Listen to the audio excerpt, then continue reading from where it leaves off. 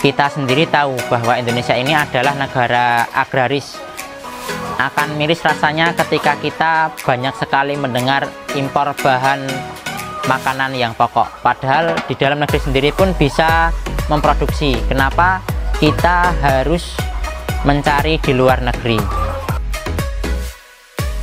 Perkenalkan, nama saya Brian Firly Hidayat, peternak ayam petelur muda asal dari Desa Pelumbungan, Kecamatan Karangmalang, Sragen.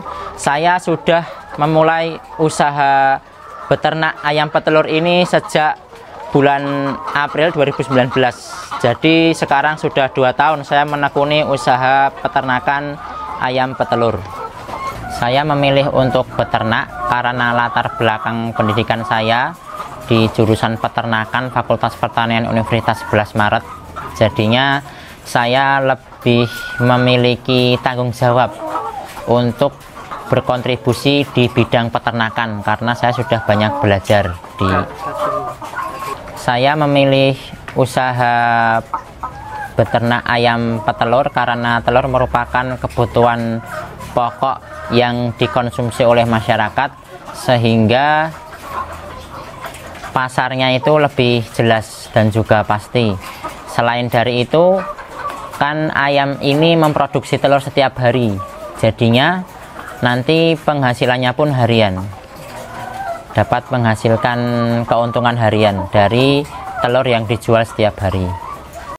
Saya memulai usaha ayam petelur ini awalnya, saya sebenarnya dulu awalnya ada niat untuk bekerja di perusahaan peternakan, akan tetapi karena selama 8 bulan saya tidak ada panggilan kerjaan, akhirnya saya memilih untuk berusaha ayam petelur. Dulu saya sempat mengunjungi salah satu peternak ayam petelur, kemudian di situ saya banyak belajar mengenai bagaimana caranya merintis ayam petelur dari awal. Dan dari peternak tersebut juga saya banyak memperoleh bimbingan dan juga bagaimana cara membuat kandang yang akhirnya bisa saya berusaha dengan kandang yang seperti ini. Saya memilih kandang model bertingkat selain untuk efisiensi lahan yang saya miliki. Kandang bertingkat cenderung lebih mudah di dalam pemeliharaan dan juga mengontrol kesehatan dari tiap ayam. Apabila kandangnya ini saya memilih umbaran, nanti ayam yang sakit pun tidak terlihat yang mana, dan juga pengontrolan tiap ayamnya itu relatif lebih sulit. Kemudian kekurangan dari kandang bertingkat ini lebih pada segi permodalan dibandingkan dengan umbaran yang tidak memakai kandang. Kandangnya bisa seadanya atau cukup rumah-rumahan. Kalau dengan kandang ram ataupun bambu itu otomatis lebih mengeluarkan banyak biaya. Kemudian apabila kandangnya ini dirangkainya tidak sesuai ataukah konstruksinya tidak sesuai, itu nanti juga lebih cepat rusak. Jadinya kita harus berhati-hati dan juga merencanakan dengan baik bagaimana konstruksi kandang yang kita miliki. Awalnya saya memelihara ayam petelur berjumlah 384 ekor. Dari 384 ekor itu produksinya bisa mencapai 90%. Apabila kita jadikan petelur di dalam kilogram sekitar 19 kilogram. Jadinya dalam sehari kita harus memasarkan telur 19 kilogram tersebut. Pada awal-awal saya mengusahakan ayam ini, tentunya pasar pun belum terlalu tahu apabila ada peternak seperti saya di sekitaran sini.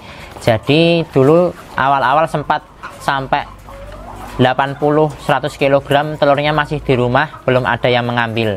Kemudian karena dulu sedikit sekali yang mengambil, akhirnya saya pun mengusahakan untuk mengenalkan telur saya ke warung-warung. Hampir semua warung di sekitar sini saya coba masuki agar bisa tahu dan juga bisa mau menerima telur yang saya produksi. Kalau harga tinggi itu biasanya pas permintaan pasar tinggi, itu biasanya waktu orang-orang pada ada hajatan, kemudian akhir tahun, waktu mendekati puasa, itu biasanya harganya tinggi karena banyak orang hajatan. Kemudian kalau pas mau Idul Fitri dan juga Natal tahun baru, itu pariwisata naik. Kemudian banyak juga pabrik roti yang mengambil telur, jadinya harganya cenderung naik.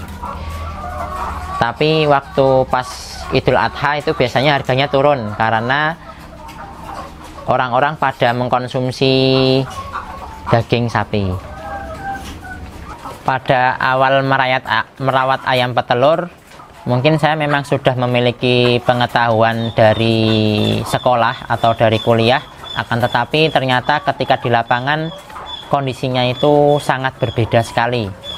Jadinya saya harus benar-benar disiplin di dalam memberikan pakan, kemudian juga membersihkan tempat minum, dan juga mengatur bagaimana agar ayam tersebut bisa sehat, kemudian produksinya bisa maksimal. Dulu awal-awal mungkin saya sangat bersemangat, akan tetapi agak berjalan beberapa bulan, akhirnya ya seperti pengusaha pada awalnya, mungkin karena rutinitas yang terlalu monoton, kadang malas. Terus saya menyepelekan membersihkan air minum. Pada akhirnya karena air minum tidak saya bersihkan, kemudian saya tidak rajin menyemprot kandang, akhirnya ayamnya banyak yang terkena penyakit.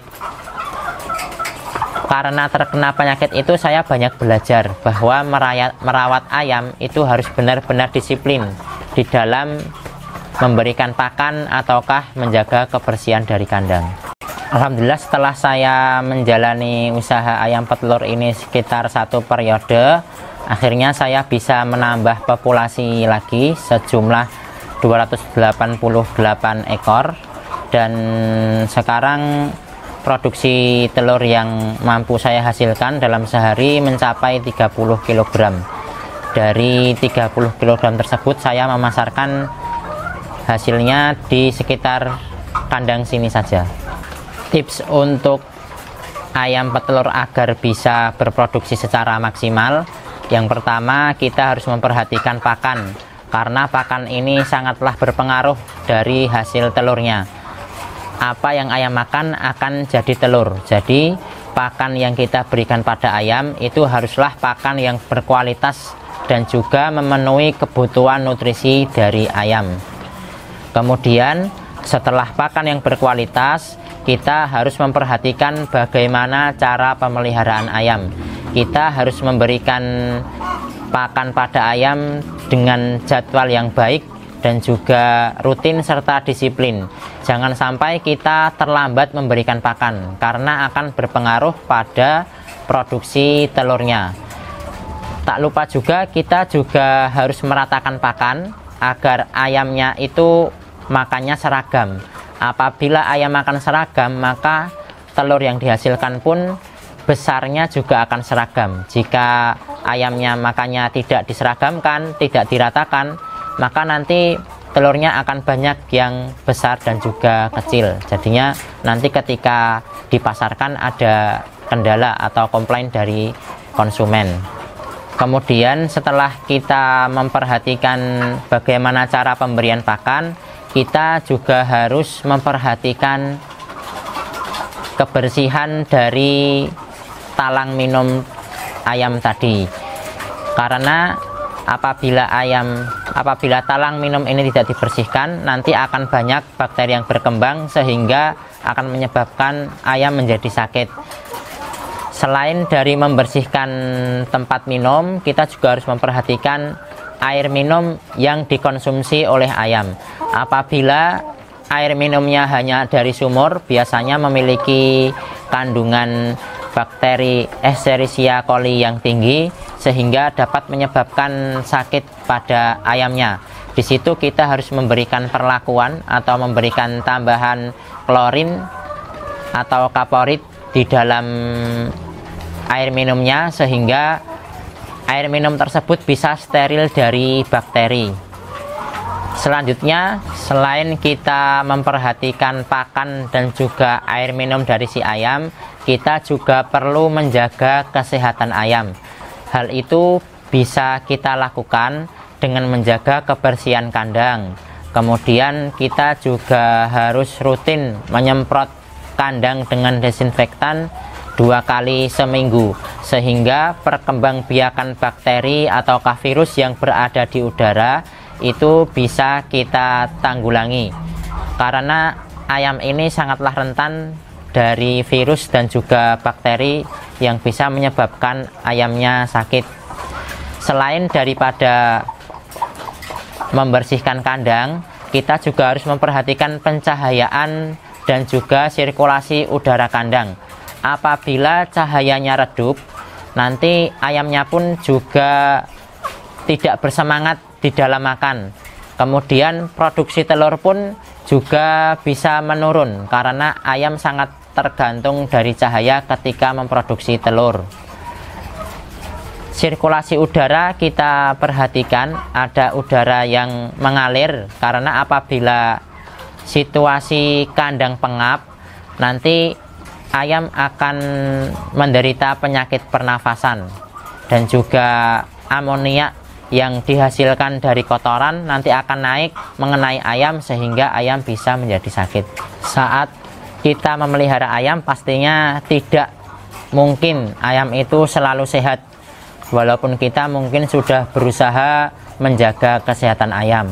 Apabila ayam sakit, maka dapat kita perhatikan dari jenggernya ayam. Jenggernya ayam ini apakah ayamnya pucat ataukah tidak, apakah ayamnya mengantuk, ataukah mungkin kotorannya bentuknya seperti apa, apakah cair ataukah berwarna putih ataukah berwarna hijau. Kadang juga dari tampilan telur itu juga bisa kita deteksi penyakit dari tampilan telur tersebut. Apabila telurnya cenderung pucat, kemudian kerabangnya tipis, mungkin di dalam sistem pencernaan ayam tersebut ada cacingnya, atau mungkin ada bakteri yang menginfeksi saluran pencernaannya sehingga berpengaruh pada telur yang dihasilkan. Alhamdulillah, sekarang saya memiliki ayam petelur sejumlah 624 ekor. Dari ayam ini dalam sehari mampu memproduksi telur sebanyak 30 kg. Omset harian saya dari penjualan dalam sehari mampu menghasilkan 700.000 per hari. Kemudian ketika ditotal omsetnya bulanan itu sekitar 20-an juta.